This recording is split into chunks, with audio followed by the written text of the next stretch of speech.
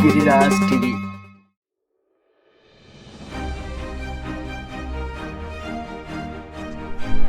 Again, Devi Sati decided to ignore the Divine Lord's hint and proceeded to her father's abode. To her great dismay, her father ignored her presence and did not welcome her, nor even inquired about Lord Shiva. Driven by providence and piling up offense on offense, at the time of offering the ahuti to the Trimurti, Daksha had the audacity to not even make the compulsory offering to Lord Shiva, the soul of the universe. Legend records that all of creation trembled at this supreme offense. Lord Vishnu and Lord Brahma at this point disappeared from the yajna, knowing that calamity was about to strike. Ill omens began to appear, but the arrogant Daksha disregarded the signs and urged the priests to carry on the yajna. Sati's anger, which was mounting at the series of insults to herself and to her divine and blameless Lord, reached its zenith. Struck with profound grief and blushing with anger, Sati walked up to the fire sacrificial altar and stood before her father, her red eyes emitting fire, touching her left forearm. She said, "Just because this body is related to you as daughter, you dare to commit the supreme paramount offense of insulting Lord Shiva, regarding him to be merely your son-in-law. Here and now I renounced this body that come from you." Uttering these words, Mother Sati sat in Yogasana, and before everyone's eyes a bright fire appeared from her forehead and consumed her entire body. All the followers of Lord Shiva who had accompanied with Sati to the yajna became enraged, and there a great fight took place between Daksha followers and Lord Shiva's followers. Omniscient Lord Shiva meanwhile knew everything that had transpired and became extremely furious when he learned of Sati's immolation. Distorting a matted lock of hair from his head with a great roar, he struck the ground with it, and there appeared Veerbhadra and Mahakali, directing them to utterly destroy Daksha's sacrifice and his followers. Lord Shiva also proceeded to Kankal to rescue the body of his beloved wife Sati. If you go Haridwar, there is a place called Kankal.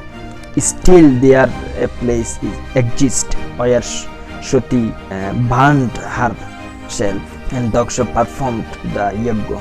Carrying the burnt body of Sati, Lord Shiva held it in his arms and cried out loud, shedding tears. In a total frenzy of anger, he began to dance the terrible Rudra Tandava, or the dance of destruction, unleashing waves of irresistible destructive energy. Wherever Lord Shiva's teardrop fell, it turned it into Rudraksha. Daksha, his kingdom and his followers, everything was wiped out. The gods trembled as Shiva's Tandava had the power to destroy the entire universe. Knowing that as long as Lord Shiva held the body of Sati in his embrace, he could not be calmed down, and also preservation creation, Lord Vishnu summoned his Sudarshan Chakra and ordered it to cut up Sati's divine body into 52 pieces and scatter it around the land. In the twinkling of an eye, Sudarshan flashed around Sati's body and accomplished its task. Wherever the pieces of Sati's body fell, the Shakti Pit, or the place of Sati, was manifested. Lord Vishnu, Lord Brahma, demigods, rishis, Gandharvas, Yakshas and other celestial beings then appeared before Lord Shiva and prayed to him to give up his fury and save the three worlds, which were burning up in the blazing fire of energy unleashed by his anger. Reciting hymns and glorifying the Lord Shiva, they somehow calmed him down. Lord Vishnu and Lord Brahma uttered benedictions and said that Mata Sati, the Divine Mother, would be worshipped in all the places where pieces of her body fell.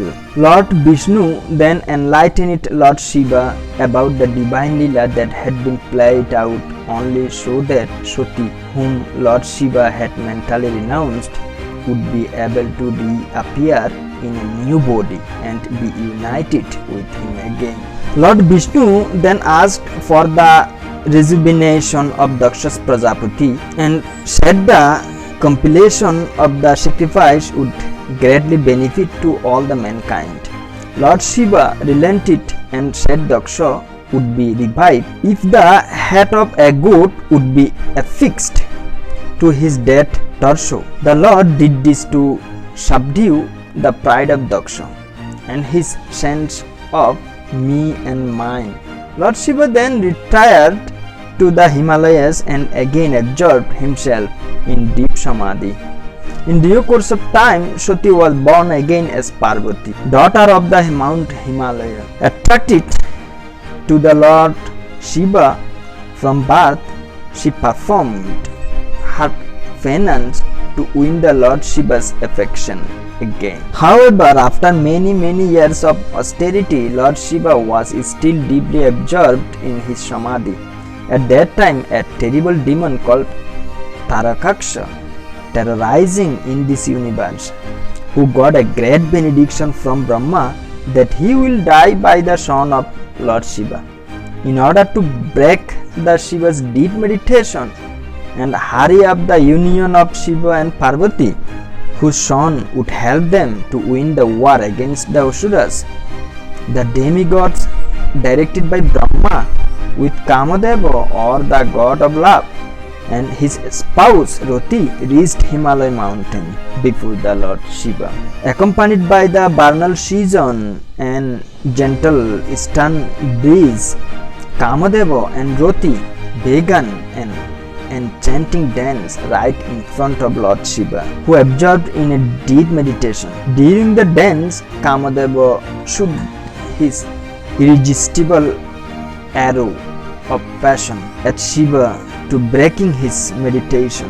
Angered by the audacity of Kamadeva, Lord Shiva's third eye flashed open and Kamadeva was burnt into ashes immediately. The demigods were afraid.